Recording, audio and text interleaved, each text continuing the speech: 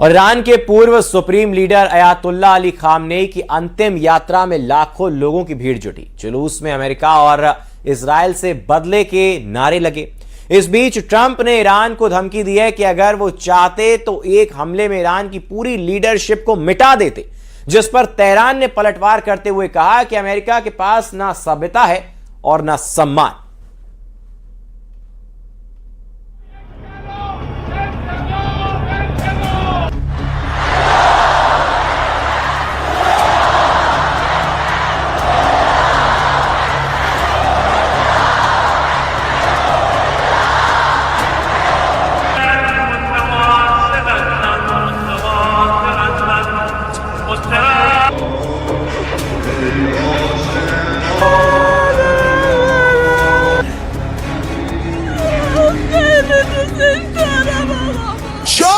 جام بر تن ماست قسم به خون تو قتل ترامپ گردن ماست। Tehran, जहां supreme leader Ali Khamenei की शोक यात्रा महज धार्मिक रस्म नहीं बल्कि अमेरिका और इजराइल के खिलाफ गुस्से का सबसे बड़ा मंच बन गया।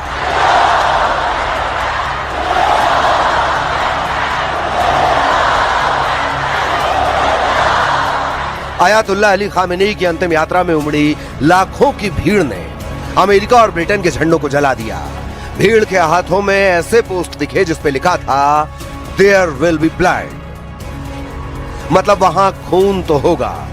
ट्रंप, जेडी वेंस और नेतन्याहू की तस्वीरों पर लाल सियाही से क्रॉस के निशान लगे थे।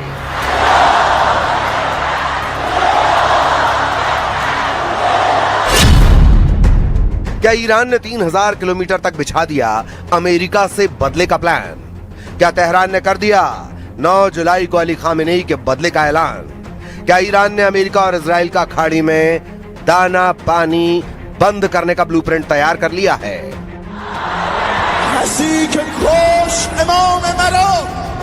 हाथों में लाल झंडे, बदले का शोर, लाखों की भीड़ और 3000 किलोमीटर लंबी शोक यात्रा के जरिए तेहरान ने अमेरिका और इजराइल के साथ ही सऊदी अरब और खाड़ी के दूसरे देशों को दिखा दिया है कि वो अकेला नहीं है, पूरा ईरान सभी पर भारी है।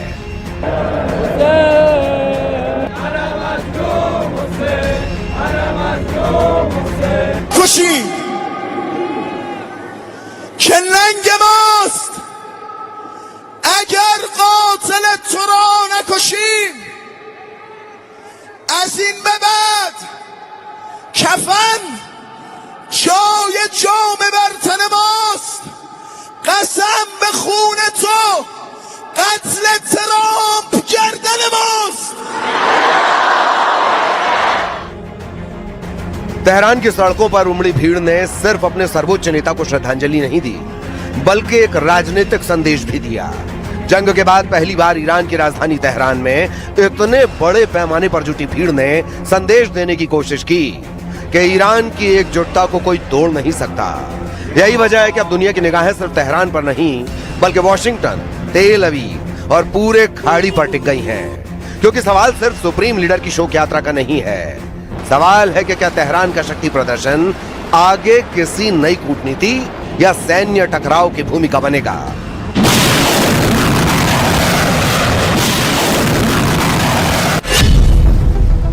क्या 9 जुलाई को अली खामेनेई के अंतिम संस्कार के साथ ही तेहरान की सीक्रेट मिसाइल लॉन्च होगी? क्या 1500 किलोमीटर वाली रेंज मिसाइल खैबर शिकन से ईरान तेल अवीव को जलाना शुरू करेगा? या 1500 किलोमीटर रेंज वाली हाइपरसोनिक मिसाइल फतह से खाड़ी में यूएस बेस को निशाना बनाएगा? या 4000 रेंज वाली मिसाइल खुर्रम शहर से परमाणु युद्ध का ऐलान करेगा?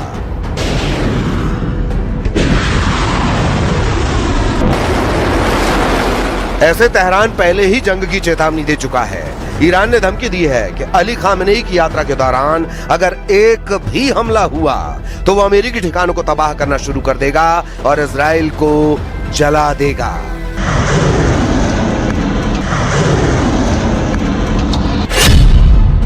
अली खामेनेई की अंतिम यात्रा में जुटी भीड़ ने अमेरिका से बदले का संदेश लिखा, लेकिन सबसे दिलचस्प तस्वीर ब्लैकबोर्ड पर लिखा एटॉमिक बॉम्ब शब्द था।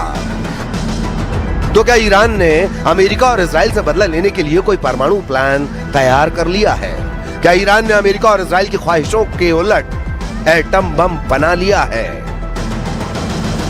واقعا این مراسم از دل و جون اومدم و نه به تیپم رفتی داره نه به قیافه به هیچی.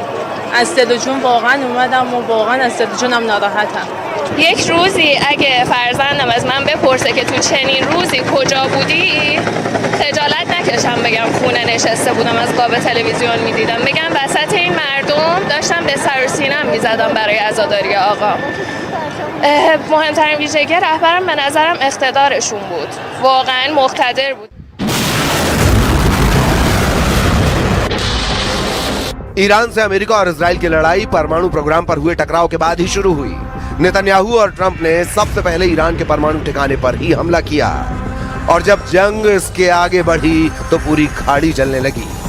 अमेरिका और इजराइल को अंदाजा भी नहीं था कि तेहरान बैलिस्टिक और हाइपरसोनिक ताकत के साथ पलटवार करेगा।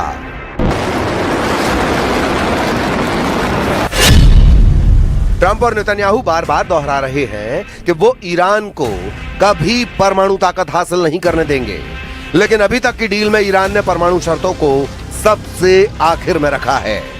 ईरान ने तो अपने परमाणु प्रोग्राम पर किसी तरह की बात करने से भी इनकार कर दिया है। We want durable commitments that are verifiable and backed up by inspections that Iran will denuclearize their entire country.